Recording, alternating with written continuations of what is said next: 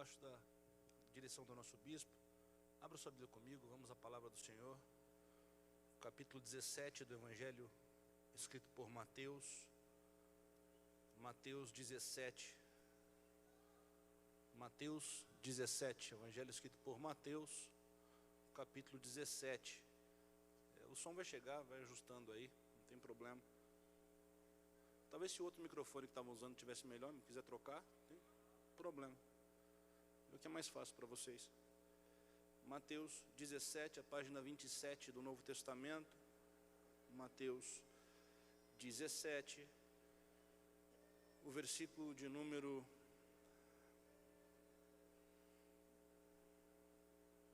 19. Mateus 17, 19. Quem achou, por favor, diz amém. Então os discípulos, aproximando-se de Jesus em particular, disseram: por que não podemos nós expulsá-lo? E Jesus lhes disse: por causa da vossa pequena fé. Porque em verdade vos digo que, se tiverdes fé como um grão de mostarda, direis a este monte: passa daqui para acolá, e há de passar, e nada vos será impossível. Tome seu assento, nós já fomos abençoados, já oramos ao Senhor, vamos ao texto sagrado. Jesus está descendo do monte onde ele se transfigura junto de Pedro, Tiago e João. Ele sobe e ali no alto do monte ele manifesta a glória de Deus sobre si, seu rosto resplandece, junto dele aparecem Moisés e Elias, e ele tem um momento, um ápice divino, onde Deus o Pai reproduz aquilo que fez logo no batismo de Jesus, quando a voz de Deus rasga o céu, dizendo: esse é o meu filho em quem me comprazo. Aqui Deus faz isso de novo. E então Jesus desce o monte com seus discípulos. Tem alguém me ouvindo? Jesus desce o monte com seus discípulos, 3 deles, Pedro, Tiago e João. E ao descer o monte, Jesus é interpelado por o restante dos discípulos, que o chamam, e eles estão incomodados com uma questão. Quando ele desce, um homem atravessa antes deles e grita a Jesus. É isso que diz o contexto do texto em que lemos a partir do verso 14 do capítulo 17, depois você lê com calma. E então a Bíblia diz que esse pai chega desesperado a Jesus, clamando a Jesus de joelhos por seu filho, que a Bíblia vai dizer que naquela ótica, na ótica física, na ótica da medicina daquele tempo, era considerado lunático. E alguém lunático era alguém que tinha um temperamento que mudava muito rápido. Ele estava bem, estava mal. Esse jovem do nada tinha o seu humor totalmente transformado. Ele estava bem, se tornava agressivo. E a Bíblia diz que nesses picos de crise ele era atirado no fogo e às vezes na água. Diga comigo: fogo e água. Pode melhorar e diga assim: fogo e água. A Bíblia diz que quando o jovem estava possesso desse ataque, que até então não entendiam o cunho espiritual, ele era jogado no fogo e na água. E as pessoas diziam: olha, ele tem um distúrbio mental. E os discípulos recebem aquele pai antes do pai encontrar Jesus, e eles tentam resolver o problema do jovem. Alguém está me ouvindo? Mas a Bíblia diz que em tentando, eles não conseguem. Mas os discípulos não andam com Jesus há mais de 3 anos, sim ou não? Eles não veem Jesus fazendo isso todo dia, sim ou não? Nem sempre andar com Jesus, nem sempre partilhar das experiências será o suficiente. Na hora que nós pensamos que temos condição, nem sempre teremos. Aqueles homens tiveram que nenhum de nós teve. Eles andavam com Jesus todo o dia. Mas diante de um fato que não é dos mais complicados, eles tentam de todas as formas e não dá certo. Não funciona, o menino não é curado. E quando Jesus desce, o pai vai até Jesus. Jesus observa aquela cena, e a Bíblia diz que Jesus libera uma palavra dizendo: ó geração incrédula e perversa, até quando eu estarei convosco, e até quando vos sofrerei? Trazei-mo aqui. Quando o jovem chega, a Bíblia diz que Jesus repreendeu o demônio, que saiu na mesma hora e o menino sarou. O menino fica em pé, Jesus devolve ele a seu pai e eles vão embora. E aí os discípulos esperam a multidão espalhar um pouquinho, dispersar, e eles encostam em Jesus. Mestre. Mestre. Pois não, é particular. Tá bom. O que vocês querem? Deixa eu ler o texto para vocês. Por que, verso 19, quem tem o hábito de estudar, depois você lê com calma.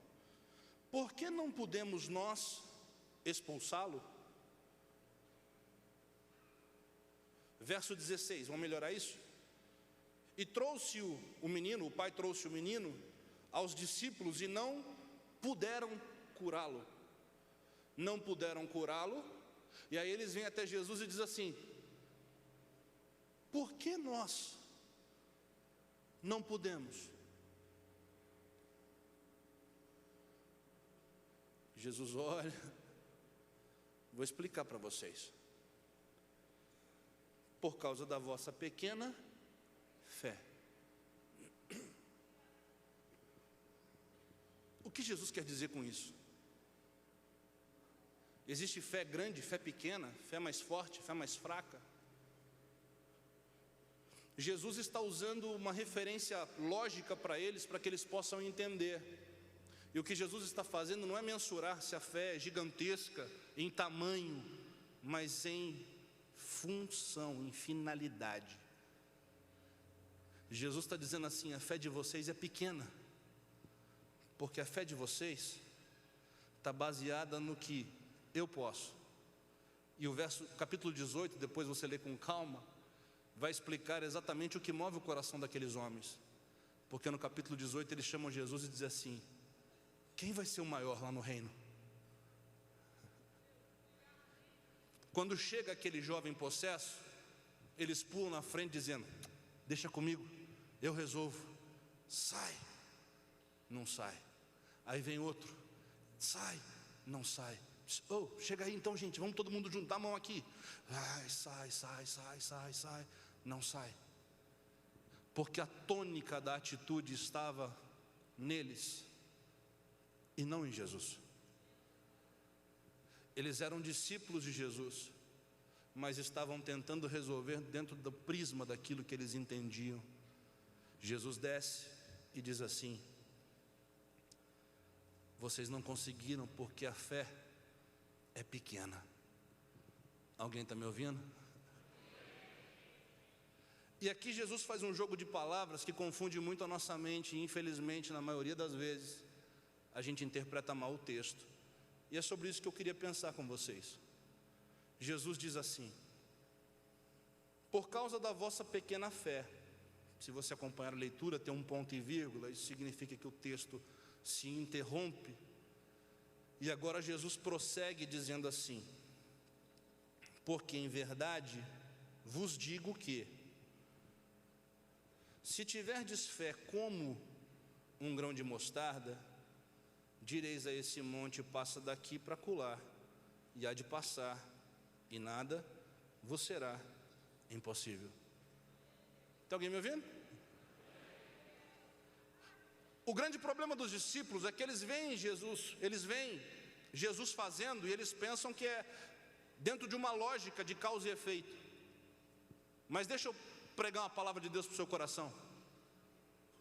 Você precisa entender aquilo que move a circunstância. A diferença de um ser espiritual para um ser carnal é a visão espiritual. A Bíblia diz que quando Eliseu estava no alto do monte, cercado todo Israel pelos inimigos, todo Israel temia. E o menino de Eliseu chega e diz assim: nós vamos morrer. Eliseu espreguiça, abre o braço de forma tranquila, eu imagino, conjecture comigo, toma o seu café, e o menino fica tenso, dizendo: o senhor não está entendendo, nós vamos morrer, está cercado, o rei está desesperado lá embaixo, esperando uma palavra do Senhor. E o profeta levanta assim: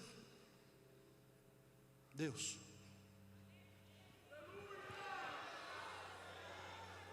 o problema dele é visão, abre só um pouquinho para ele entender o que eu estou vendo. E a Bíblia diz que quando os olhos do rapaz é aberto, ele vê carros de fogo, cavalos e cavaleiros, e ele libera uma palavra dizendo: agora eu estou entendendo, maior são os que estão conosco do que eles, do que o exército adversário. O que o povo de Deus precisa voltar é buscar visão do reino, visão espiritual. Não é qualquer barulho de inimigo, não é qualquer cerco inimigo, não é qualquer palavra dizendo que a água acabou, não é qualquer dardo inflamado que vai colocar a igreja em crise, não, porque a visão da igreja continua dizendo: pode estar cercado, pode haver armas, pode ter exército, pode ter carro e cavalo, mas maior, maior, maior, maior, maior, maior, maior, maior, maior ainda é o eu sou o que sou.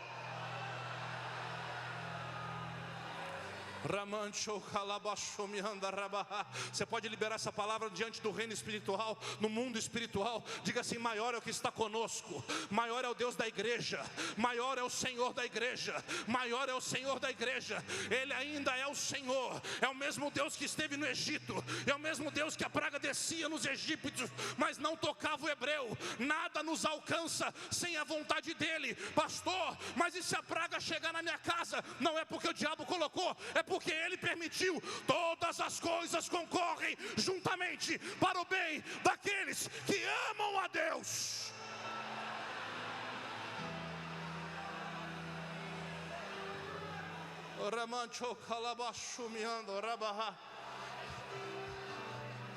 Mas tem que ajustar o foco. Os discípulos estão tentando curar de uma forma aquilo que tem outra perspectiva. Os discípulos estão tentando resolver de um jeito aquilo que tem outra conotação. O problema era espiritual. O problema do menino não era a doença, não era uma doença, não era uma patologia, ele não era simplesmente lunático. Sobre ele havia um espírito demoníaco. E Jesus diz: a fé é pequena porque a visão não alcança. Você pode estar falhando em áreas da sua vida porque você não entendeu onde você precisa atuar. Talvez está entregando currículo demais e sendo fiel de menos. Talvez está estudando demais e se consagrando de menos. Ramancho calabashumionda rabahas. A Bíblia diz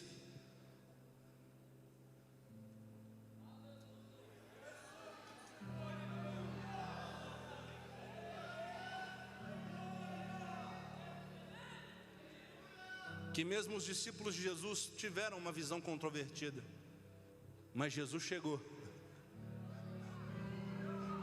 Você pode não estar entendendo direito a situação, e num determinado momento o diabo até diz: está vendo, você não conseguiu. Que bom, você não conseguiu, porque ele está descendo para dizer: você não pode, mas eu posso. Você sozinho não consegue, mas em mim você fará obra ainda maior. Jesus levanta e diz assim: ei, vocês não estão entendendo. Até quando eu tenho que estar aqui para vocês entenderem? Jesus não está com raiva, Jesus só está chacoalhando, dizendo: ei, não é por você, é por mim. Não são vocês que farão, sou eu. No meu nome, vocês farão coisas ainda maiores.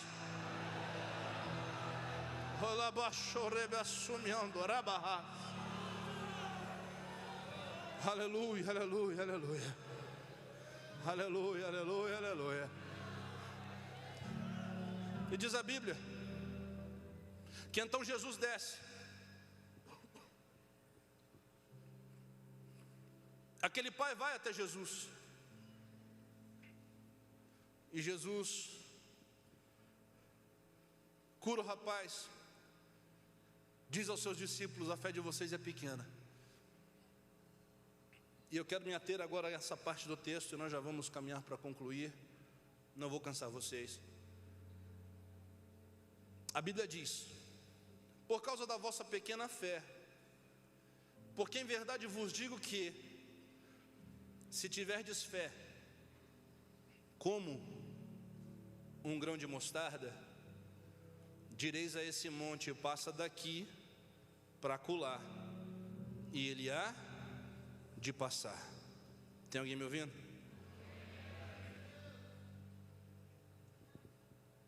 Alguém já viu uma semente de mostarda? Hoje em dia está na moda fazer acupuntura, né? Quem já fez, com certeza já viu. Semente de mostarda é uma bolinha muito pequena. Eu não sei nem quantos milímetros tem aquilo, é muito pequeno. E se você colocar uma semente de mostarda na mão, você não consegue manusear por muito tempo. Ela vai cair por entre os dedos, é muito pequena. Alguém está me ouvindo? Jesus desce e diz para eles assim: se vocês tivessem fé como um grão de mostarda, vocês diriam a esse monte. Que monte? O monte que ele está descendo. Então ele olha para um monte enorme e diz assim: vocês estão vendo esse monte? E você já viu um monte de perto? Quando você está perto de uma montanha, ela fica ainda maior do que ela é. Ele está no pé do monte com seus discípulos. Ele diz assim: se vocês tivessem fé como um grão de mostarda, vocês diriam para esse monte: sai daqui e vai para lá. E o monte iria. Mas quando eu estou perto do monte, eu começo a entender que o monte não é algo simples, é grande. O monte está sempre no caminho. Se houver uma montanha no seu caminho, você certamente pensará em desviar ou manobrar de alguma forma. Ninguém nunca vai pensar: tira o monte, porque tirar um monte não é lógico. Tem alguém me ouvindo? Retirar um monte do caminho é impossível. Hoje, com a tecnologia, pode até se pensar em fazer um túnel, mas nenhum engenheiro diz assim: vamos arrancar esse monte, vamos tirar ele da existência. Não é impossível. Jesus olha para aquele monte e diz assim: vocês estão vendo esse monte? Sim, Senhor, nós estamos vendo. Assim serão problemas que vão surgir na vida. Esse menino, agora há pouco, era uma montanha na vida de vocês, porque vocês tentaram de todo jeito e não conseguiram de forma nenhuma. Tenta aqui, tenta ali, grita, aumenta, faz barulho, não dá certo. Alguém já entendeu? Vou melhorar a mensagem. Existem montes que surgem e você diz assim: pastor, eu já tentei de todo jeito, não consegue, a porta trancou. É uma montanha que está aí no seu caminho, e você tenta aqui, não dá, e quanto mais perto chega, maior ele fica. Quanto mais você está debaixo, maior a proporção. Você olha e diz: não tem jeito, eu não consigo passar.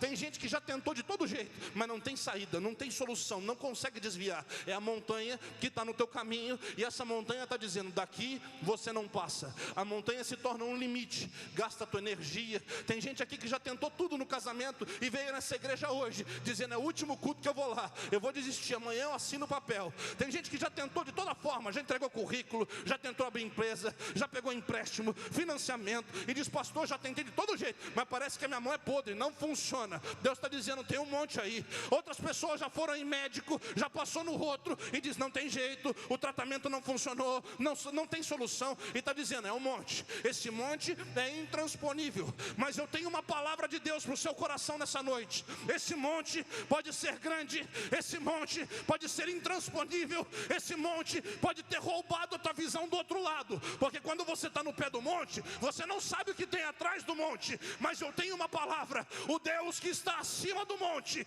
desceu nessa casa hoje para te dizer: o monte pode estar no teu caminho, mas Deus ainda muda histórias.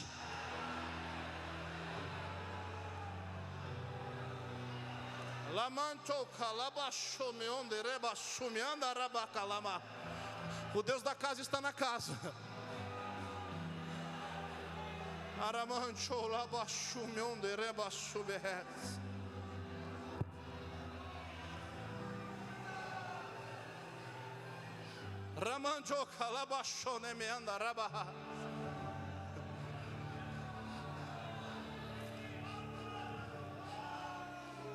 Olha para alguém perto de você, diz para ele assim: não é proporcional.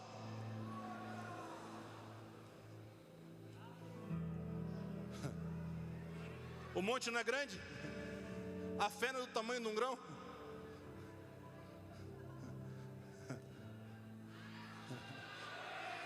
Não é proporcional. Não é proporcional. Deus está dizendo assim: com uma coisa pequenininha eu arranco do caminho uma coisa muito grande.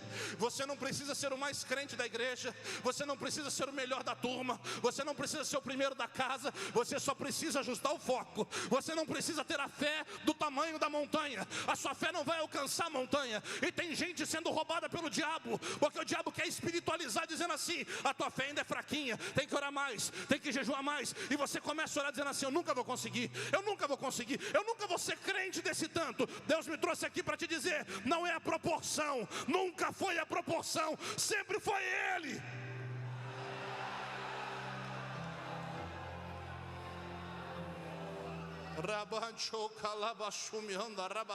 Às vezes você anda perto de gente que se vende tão crente que você olha e diz assim: não, eu sou ateu.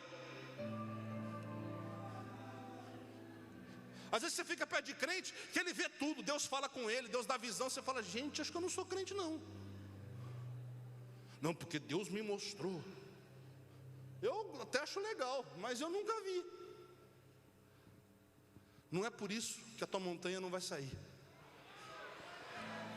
Vem do seu jeito, continua vindo nas terças-feiras aqui buscar a palavra, continua recebendo aquilo que o bispo tem ministrado, continua vindo aos domingos, com gripe ou sem gripe, vem para cá dizendo: eu vou lá, porque lá tem uma palavra. A minha fé não é a maior, a minha fé não é mais perfeita, eu não sou o mais ungido, mas eu sei o Deus que eu sirvo, e certamente Ele vai se levantar.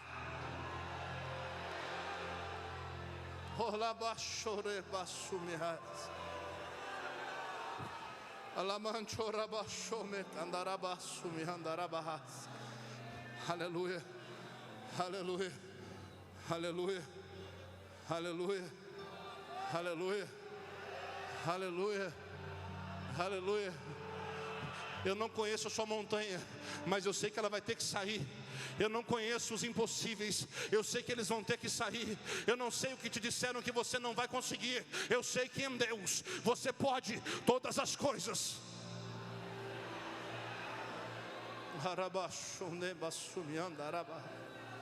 Aleluia.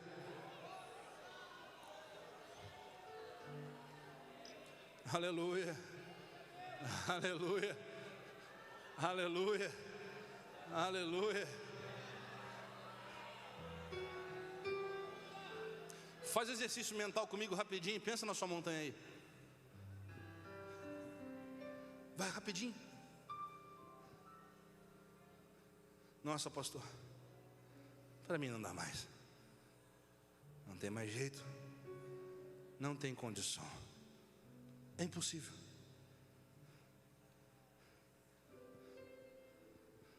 Pensa na montanha.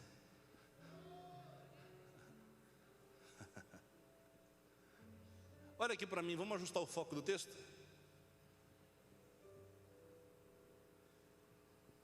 Jesus diz assim, eu vou ler de novo que é para você não ter dúvida. Por causa da vossa pequena fé. Porque em verdade vos digo que, se tiverdes fé, como? Diga comigo, como? Como?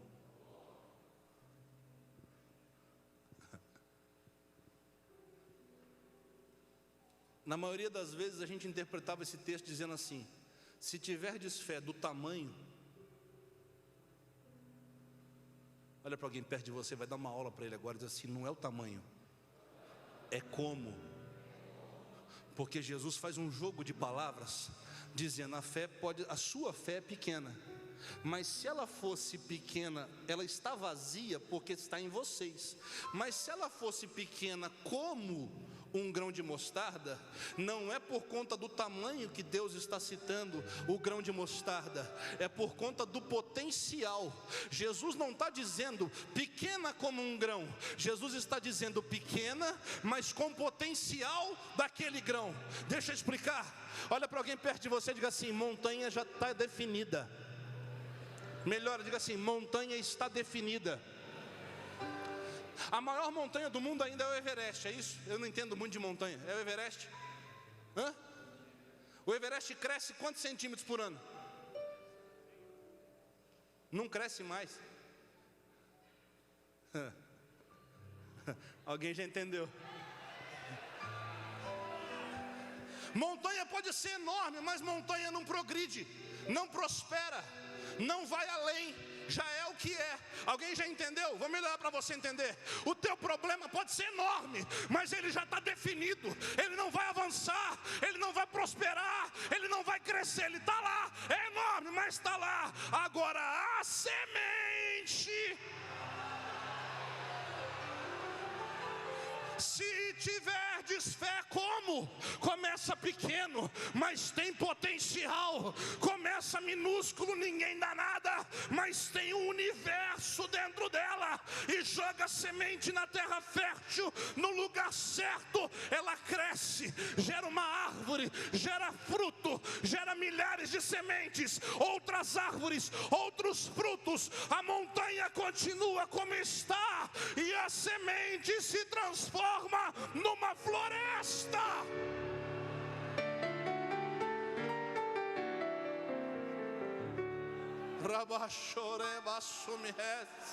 Dentro de você tem um potencial. É isso que Jesus está dizendo. Se você estiver sem fé, como? Não precisa ser grande como a montanha, mas com o potencial certo, no foco certo, vai ser plantada, vai crescer e vai superar.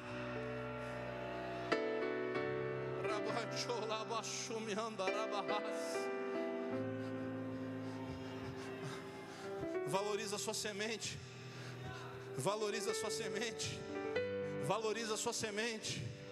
Valoriza a sua semente. É só um grãozinho, é pequenininha, não tem importância, não é nada não. Não deixa ninguém dizer que não é nada não, porque vai plantar, e quando está plantada fica estranho, porque ninguém vê, ninguém sabe o que está lá embaixo, ninguém enxerga. Pode alguém estar te olhando aqui dizendo: tadinho dele, sumiu, está esquecido. Não está esquecido, está plantado, porque há uma promessa: o justo vai crescer, o justo vai prosperar, porque ele está plantado junto ao ribeiro. E ainda que a estação não seja boa, ele vai buscar energia lá embaixo, e no tempo certo vai frutificar.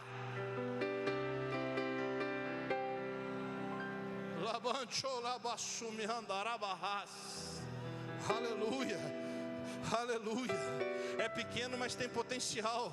A montanha está definida. Pastor, essa barreira é enorme. Que bom, você já consegue desenhar ela direitinho, olhar bem no olho dela e botar debaixo do joelho, dizendo: tá aí, né? Mas eu estou crescendo. Tá aí, né? Mas eu estou crescendo, eu estou crescendo. Um dia a gente se encontra.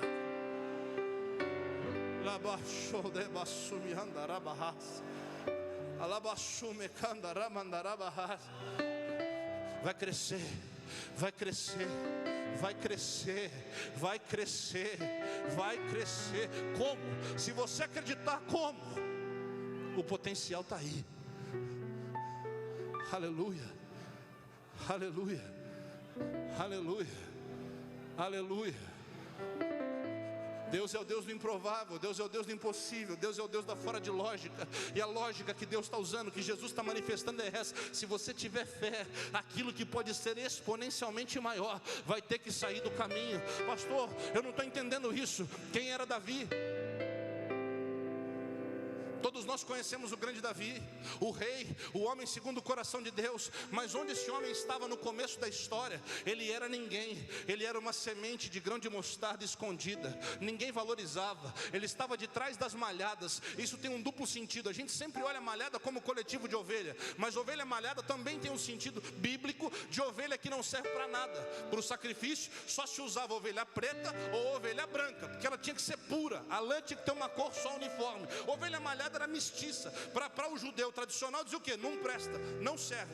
Ele está lá no pasto cuidando de ovelha malhada, está escondido. Quando chega o urso e o leão diz assim: ô, gente boa, vamos fazer um negócio, me dá uma ovelha. Ninguém vai saber, não vamos brigar. Me dá uma ovelhinha dessa, não presta. Você me dá uma ovelhinha. Davi levanta e diz assim: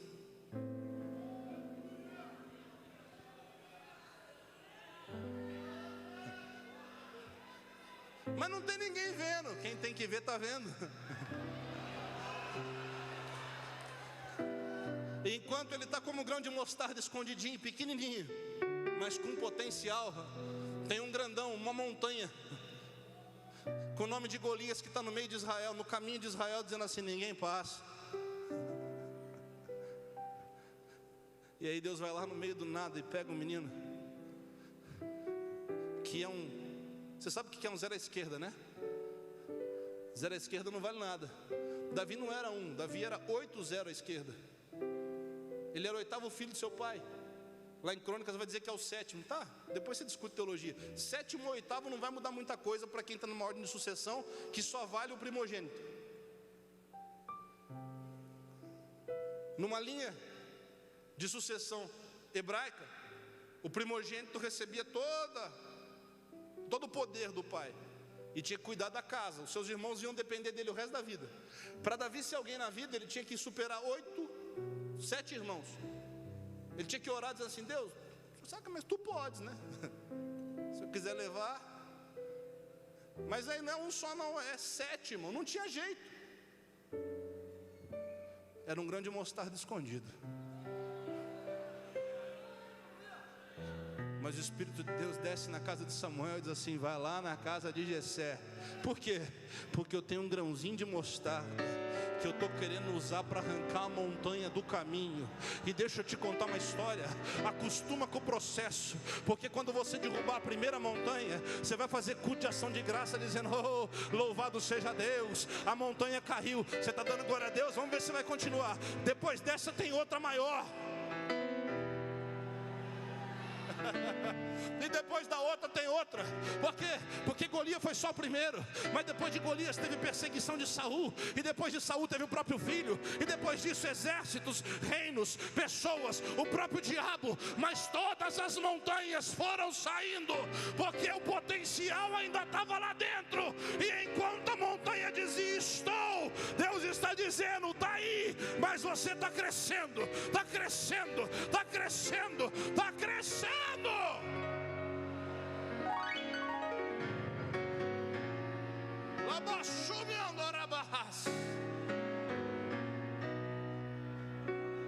Aleluia, aleluia, aleluia.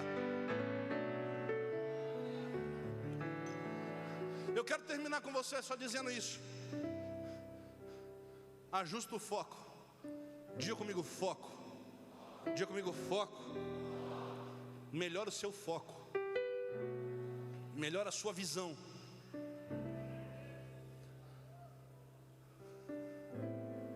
Dá uma olhada para o lado aí rapidinho. Está vendo um monte de gente, não está? Sim ou não? Quem está me vendo, diga amém. Você consegue ver o seu irmão da direita, não consegue? Você consegue ver o seu irmão da esquerda, não consegue? Qual é a única pessoa na igreja que você não consegue ver agora aqui? Hã? Quem? Não. Só virar para trás. Oxi. Não consigo ver para trás. Vira para trás, você vê. Agora, se não tiver nem um espertinho que vai pegar o celular para fazer uma selfie, e nenhuma irmã que vai abrir a bolsa e pegar um espelho, você não é bom, como diz o bispo, você não é o cara. Então se vê aí.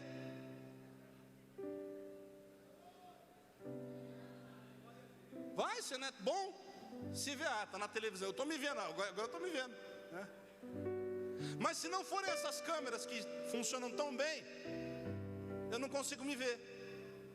Você consegue se ver aí agora? Deixa eu melhorar isso aqui para não ficar nas minhas palavras. Adoro falar isso. Números 13, né? Para não ficar nas minhas palavras. Se você puder abrir, abre aí que nós vamos terminar. Números 13, 32.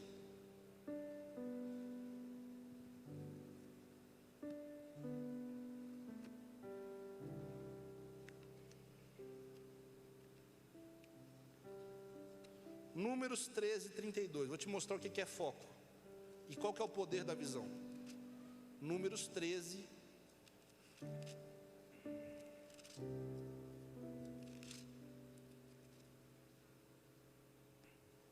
32. Página 195 da Bíblia do Culto. E infamaram a terra que tinham espiado perante os filhos de Israel, dizendo: a terra pelo meio da qual passamos a espiar é terra que consome os seus moradores, e todo o povo que vimos no meio dela são homens de grande estatura. Também vimos ali gigantes, filhos de Anak, descendentes dos gigantes. Alguém está me ouvindo? Percebe a tônica do texto? E vimos, e vimos, e vimos. Eles viram a terra prometida, sim ou não? Mas eles viram os problemas da terra. E aí eles vão trazer o relatório para Moisés, e eles assim, ó, nós vimos, eles são grandes. Nós vimos os filhos de Anak, os gigantes da terra. Olha o que diz o texto, verso de número 33. Também vimos ali os gigantes, filhos de Anak, descendentes dos gigantes, e éramos aos nossos olhos, como gafanhotos, e assim também éramos.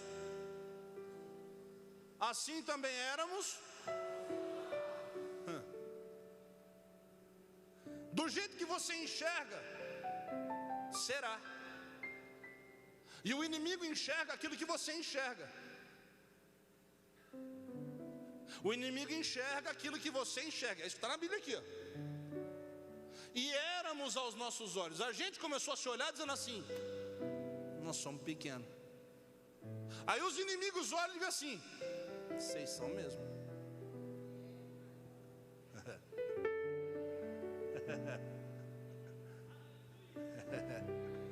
Oh Deus, eu quero uma bênção enorme. Aí não quer ter luta. Deus, eu quero uma bênção maravilhosa. Não quer ter prova. Deus, eu não te negarei diante da morte. Não é isso que a música? Não é isso? Aí, irmão, vem uma gripe.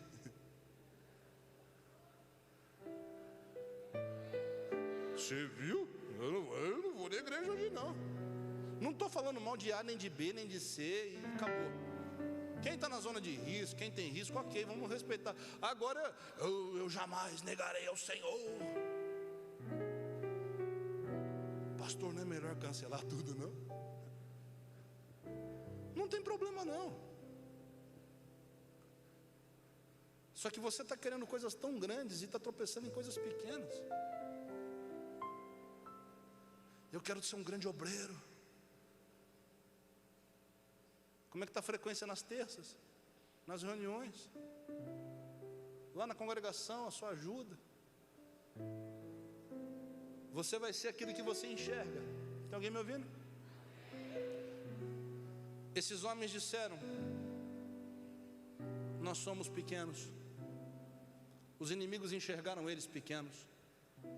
E isso é tão sério que Deus também respeita a tua visão. Porque depois você lê o texto, e a Bíblia vai dizer que dos 12, 10 são esses que estão dizendo assim: não dá. Deus assina e diz assim: está certo. Se não dá, não dá.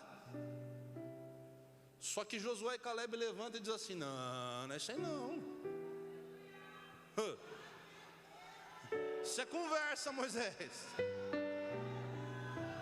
O povo é grande mesmo, mas se Deus, se o Deus que prometeu for com a gente, o resto vocês sabem, né? 85 anos de idade. Quantos anos? Quantos anos, irmão?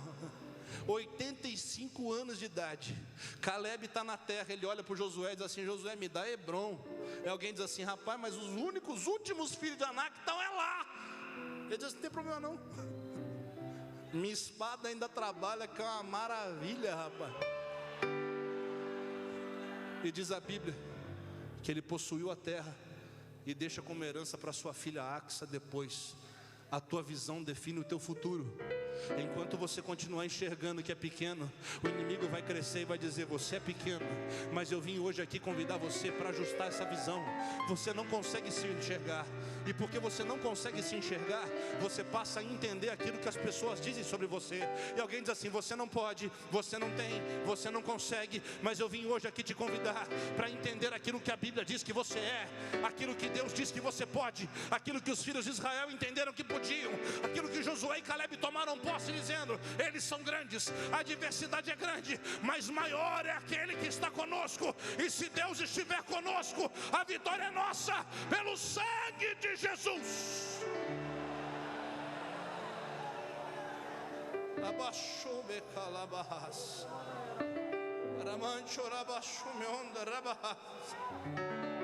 Diga comigo: é impossível. Diga comigo: é impossível, mas Deus pode. Se você tiver fé, como?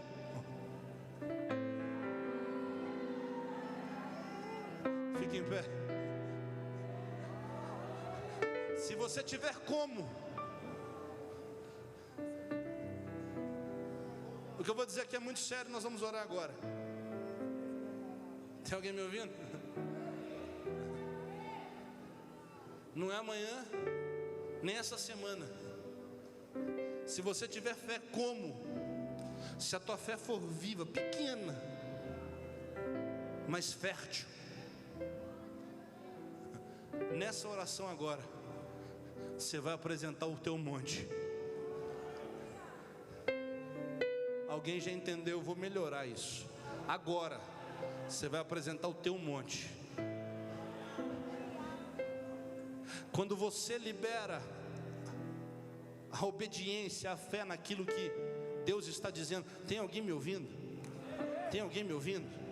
Tem alguém aqui que acredita na palavra de Deus?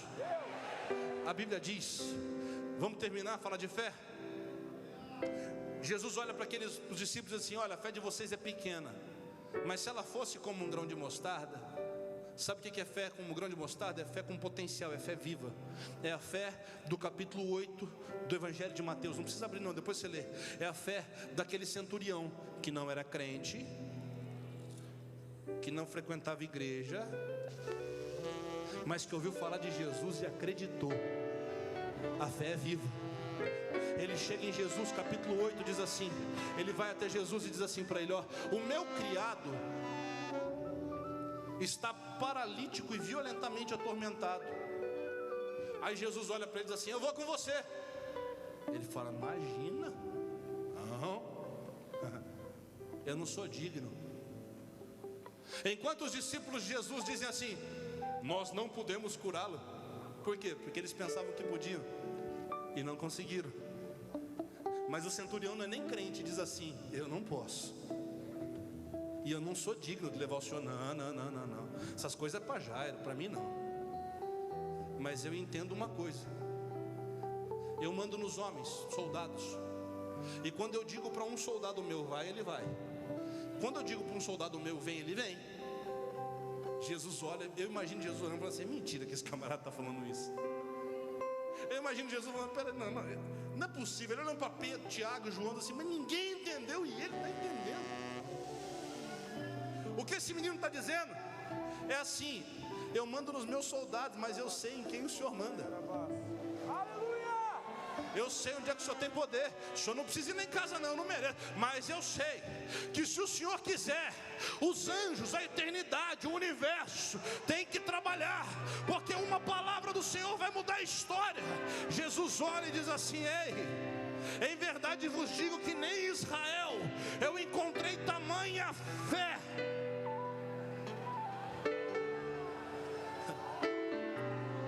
Verso 13 diz assim: então Jesus disse ao centurião: vai, e como cresce seja feito. E naquela mesma hora o centurião volta para casa, ele está longe. Aí ele volta. E aí, o que será que aconteceu?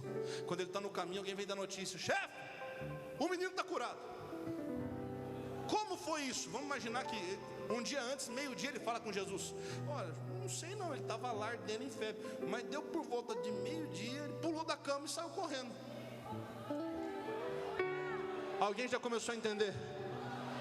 Eu quero liberar uma palavra para quem acredita, para quem pode ter fé pequenininha, como um grão de mostarda, pequena, mas tem potencial. Não é amanhã, nem depois de amanhã, nem essa semana, é hoje. É nessa oração aí. Você acredita aqui e o mundo espiritual se vira para resolver o problema. Eu não sei onde é que estava o peixe. Eu sei que quando Pedro joga, os peixes saem batendo cabeça dizendo: corre, entra na rede, porque ele liberou uma palavra a nosso respeito.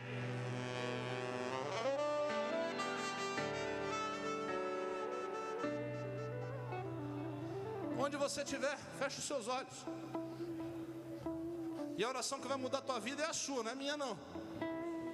Se você colocar essa fé em prática, ainda que seja pequenininha, mas se ela for fértil, alguém vai chegar em casa e a montanha não vai estar lá. Alguém vai sair pelo corredor e vai esperar encontrar com a montanha. Mas cadê a montanha? Não, sumiu. Ela saiu do caminho. Ela desapareceu. Alguém vai chegar no trabalho amanhã esperando aquela montanha enorme que estava lá alojada. E alguém vai dizer: dirimiu, virou um vale, virou uma planície. Ficou tranquilo. Por quê? Porque a fé ainda pode. Feche seus olhos e tire o seu tempo com Deus. Começa a aumentar seu clamor. Mandar para Ele aquilo que você acredita. Há alguém que pode ter necessidade de fazer um concerto, faz aí. Talvez você chegou aqui como os discípulos. Eu ando na presença dele, eu ando com ele, eu falo o nome dele, eu estou tentando não rezar, porque era do seu jeito. Então agora muda, tira essa pequena fé e coloca na fé fértil no lugar. A fé que é pequena, mas tem potencial. Você pode aumentar o clamor. Você pode apresentar a Ele. Enquanto o Melk, o braço da adoração vão louvar, vai entregando o seu clamor para Ele aí. Ouça essa canção e vai sendo ministrado. Aumenta a sua fé.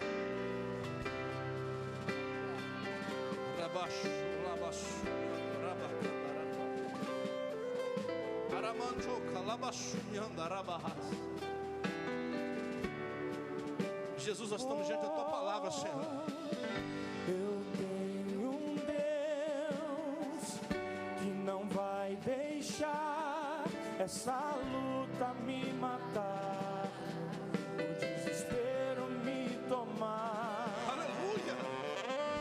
Por mais pressão que seja a situação, o controle ainda está. Fala com Ele, tira um tempo com Ele. Suas mãos. Eu tenho um Deus que não vai deixar essa luta, o desespero me tomar. Por mais pressão que seja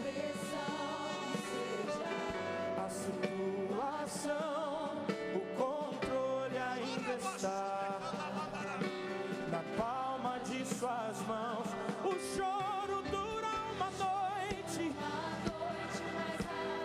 ela vem pela manhã.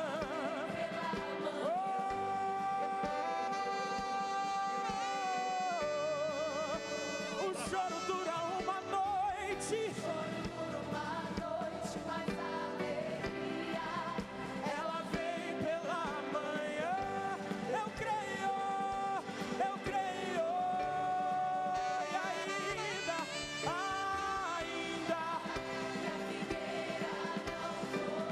você pode erguer suas mãos. Você pode erguer suas mãos. O produto da oliveira, todavia,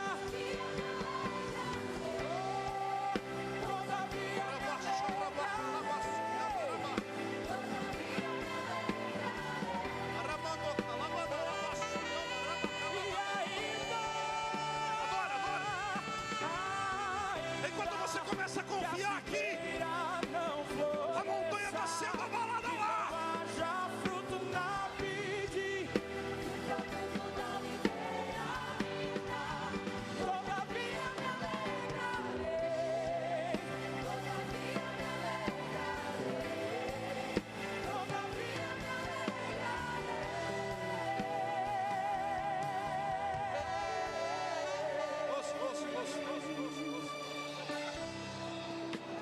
Rababa, soraba, calaba, rababa, rabada, rababa, calaba.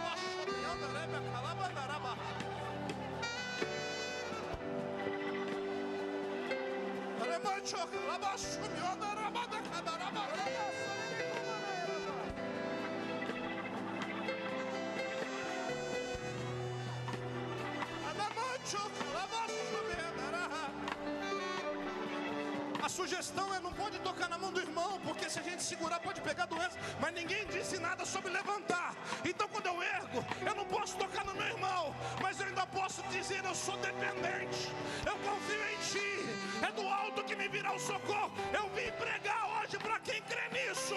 Deus está usando o sobrenatural para dizer: tenha fé, tenha fé, tenha fé.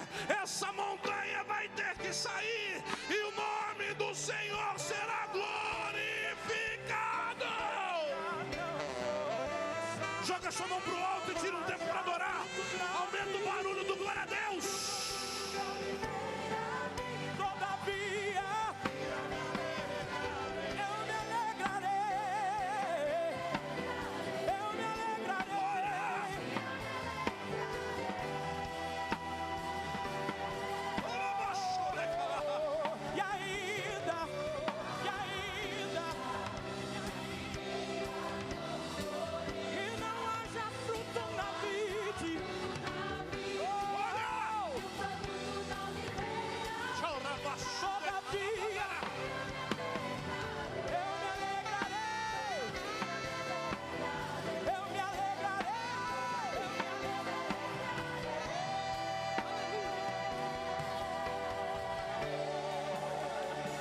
Seus olhos. Jesus, eu preguei a tua palavra, certo como o Senhor está sobre esse altar nessa noite.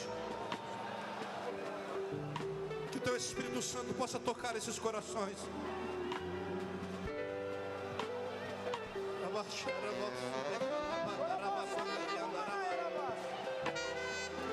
Que essas sementes comecem a gerar agora, Senhor. Gerar agora, Senhor.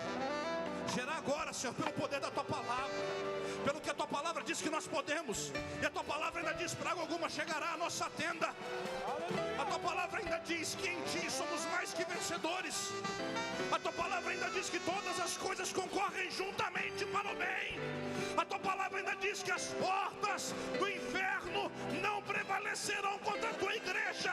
O inimigo pode mandar dardos e ele vai mandar novos, mas nós não vamos parar, não vamos nos prostrar. As nossas mãos continuarão erguidas, confiando em ti, porque do alto nos vem o socorro. Espírito Santo vai enchendo, vai enchendo, vai enchendo de autoridade, de ousadia. Traz uma nova visão. Expande, Senhor, aquilo que os teus filhos enxergam. Eles não são o que disseram, eles não são o que o problema diz, eles não são o que a cultura estava dizendo. Eles são aquilo que o Senhor os projetou para ser. E em teu nome eles vão viver um novo tempo. A montanha vai ter que sair e o teu nome será glorificado.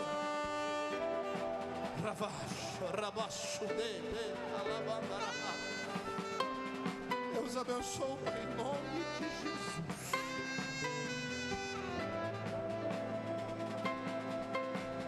Em nome de Jesus.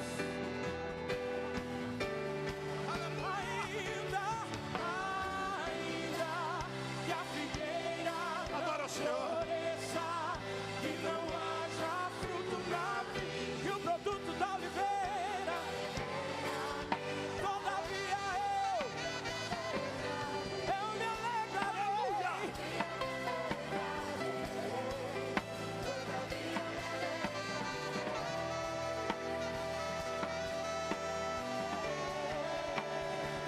Que se abra o céu, que o teu reino vem.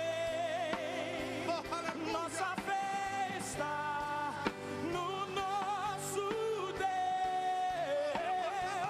Que se